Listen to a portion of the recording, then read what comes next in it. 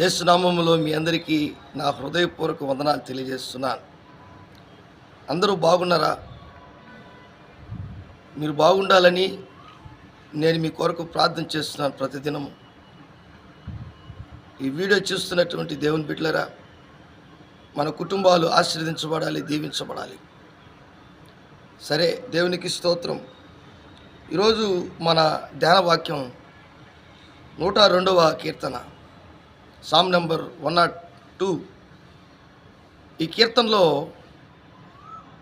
భక్తుడు దుఃఖము చేత ప్రాణము సొక్కినవాడు యెహోవా సన్నిధిని పెట్టిన మొర. ఈరోజు చాలామందికి దుఃఖం ఉంటుంది, బాధ ఉంటుంది, కష్టం ఉంటుంది, రోగం ఉంటుంది, ఏదో ఒక సమస్య ద్వారా కష్టాలు వస్తాయి. ఆ కష్టమునకు మనం ఏం చేయాలి? పరిష్కారం ఏంటి అంటే దేవునికి మనం మొరపెట్టడమే. ఎప్పుడైతే దేవునికి మొరపెట్టడం మనం నేర్చుకుంటామో మన జీవితంలో ఆ మొరపెట్టే ప్రార్థన జీవితము, లేక నువ్వు మొరపెట్టే ప్రార్థన, ఆ దేవునికి మొరపెడుతున్నటువంటి విధానం, ఇవన్నీ కూడా దేవుని దగ్గరికి వెళ్ళి మనలో ఉన్నటువంటి కష్టం, మనకు కుటుంబానికి ఉన్నటువంటి కష్టం, ఆ కష్టాల్లో చాలిన దేవుడిగా మనతో ఉండి ఆ కష్టాన్ని తీసివేసే దేవుడు మనకు ఉన్నాడని ఎప్పుడైతే మనం తెలుసుకొని ప్రార్థన చేస్తామో అప్పుడే ఆ కష్టంలో నుంచి మనం బయటకు వస్తాం. అదే ఈరోజు యెహోవా నా ప్రార్థన ఆలకింపుము, నా మొరని యొద్దకు ఉచ్చారణిమ్ము, నా కష్టదినమున నాకు విముఖుడివై ఉండకము, నాకు చెవియొగ్గుము, నేను మొరలిడు నాడు త్వరపడి నాకు ఉత్తరమిమ్ము. కాబట్టి ఈరోజు దేని విషయంలో నువ్వు ప్రార్థన చేస్తున్నావు? దేని విషయంలో నువ్వు దేవునికి మొరపెడుతున్నావు? దేని విషయంలో, ఏ కష్టం విషయంలో, ఏ నష్టం విషయంలో, ఏ ఒక చింత దిగులు నిన్ను ఆవరించి నీలో ఉన్నటువంటి బలహీనతలను, ఆ కష్టము ఎక్కువగా నిన్ను కష్టపెడుతుందో, బాధ పెడుతుందో, చింతకు గురి చేస్తుందో, తల వంచుకొని ఏంటి నా పరిస్థితి అనుకుంటున్నటువంటి పరిస్థితిలో ఉన్నావో, మన ప్రభువును రక్షకుడైన యేసుక్రీస్తు చాలిని దేవుడిగా కష్టంలో మన కొరకు ఈ లోకానికి వచ్చాడు. ఆయన నీ జీవితంలో, నా జీవితంలో, మనందరి జీవితాలలో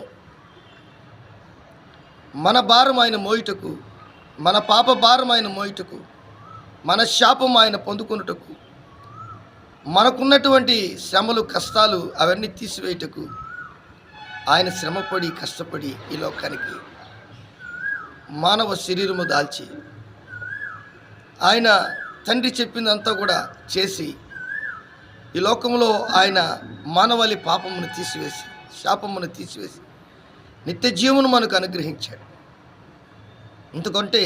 ఇంతకంటే గొప్ప విషయం ఏది కూడా లేదు.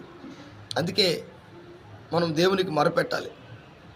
యేసుక్రీస్తు ప్రభుల వారి లోకంలో మానవులు ఆయన్ని కాసంత బాధ పెట్టినప్పుడు తండ్రికి చెప్పాడు, తండ్రి వీరేమి చేయించున్నారో వీరు ఎరుగురు కనుక వీరిని క్షమించమన్నాడు. అలాగే ఈరోజు దేని విషయంలో నువ్వు బాధపడుతున్నావు, చింతిస్తున్నావు, కష్టపడుతున్నావు, నీ కష్టమంతా కూడా, ప్రయాసంతా కూడా ప్రార్థన ద్వారా దేవునికి తెలియపరచు. నువ్వు వేకువనే లేచి చాలా రాత్రి అయ్యేంత వరకు పండుకొని నీ కష్టార్జితం నువ్వు అనుభవించలేకపోతున్నావా? అయితే ప్రభువుని వేడుకో. నీ జీవితంలో అద్భుతాలు, ఆశ్చర్యకార్యాలు తన ప్రియులు నిద్రించుచుండగా దేవుడు వారికి ఇచ్చుచున్నాడని 127వ కీర్తనలో దేవుడు మనకు సెలవిచ్చున్నాడు. ప్రియమైన పిల్లలుగా, దేవుని బిడలముగా మనం మారడమే, ప్రార్థన చేసుకోవడమే మన జీవితంలో అద్భుతమైనటువంటి దేవుని శక్తి. కాబట్టి నీ కష్టాన్ని దేవునికి ప్రార్థన ద్వారా తెలియపరచు. ఆయన ఖచ్చితంగా నీ మొరకు చెవియొగ్గి త్వరపడి ఆయన నీకు ఉత్తరము దేవుడు దయచేయునుగాక. ప్రార్థన చేసుకుందాం. మమ్మల్ని మిక్కిలిగా ప్రేమించిన మా గొప్ప తండ్రి, ఈ యొక్క ఉదయకాలం మందు ప్రభా నీ బిడ్డలు ఎవరైతే ఈ వీడియోను చూస్తున్నారో వారందరిని బట్టి నీకు వందనాలు చెల్లిస్తున్నాను. వారి కష్టము, బాధ, దిగులు, చింత అవన్నీ కూడా నీకు తెలుసు ప్రభువా.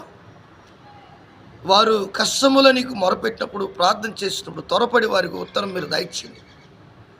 వారికి జవాబు దయచేసి ఆ కష్టములో నుంచి వారిని బయటికి తీసుకొని వచ్చి సుఖము వారికి దయచేయండి. సుఖ దినములు వారికి మీరు సహాయము చేయమని అడుగుచున్నాను నా ప్రభువా. యేసయ్య, ఈ ఉదయకాలం ముందు వారి కుటుంబాలను, వారి పిల్లలను, వారి నడిపించుతున్నటువంటి ప్రతి కార్యమును మీరు సఫలీకృతము చేయండి.